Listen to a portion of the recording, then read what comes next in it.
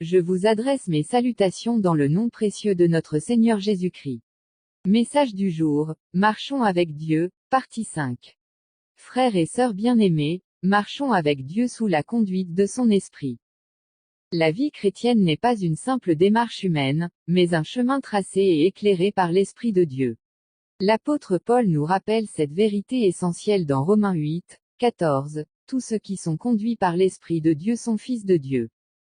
Être enfant de Dieu, c'est marcher dans une communion constante avec lui, en laissant son esprit guider nos pensées, nos paroles et nos actions. Cette marche n'est pas une contrainte, mais une liberté véritable, car l'esprit nous libère du péché et nous conduit sur le chemin de la justice et de la paix. Dans Galates 5, 16, Paul nous exhorte encore en ces termes. Je vous dis donc, marchez par l'esprit, et vous n'accomplirez pas les désirs de la chair. Cela signifie que marcher avec Dieu, c'est refuser de suivre les passions de notre nature humaine déchue, ces penchants qui nous éloignent de la volonté divine.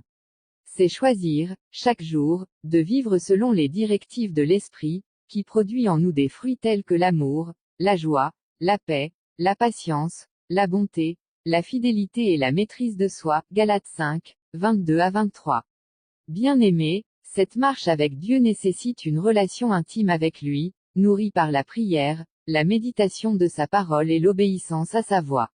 Elle demande aussi une confiance totale, même lorsque le chemin semble incertain ou difficile, car l'Esprit nous guide toujours vers ce qui est bon et parfait aux yeux de Dieu.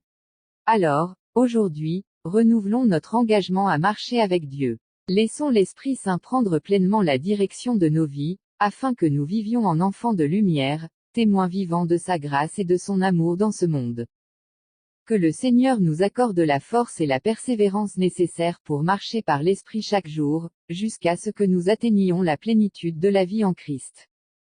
Amen. Je vous souhaite une journée bénie sous la grâce et la paix de Dieu. Prophète Sekongo Mamadou.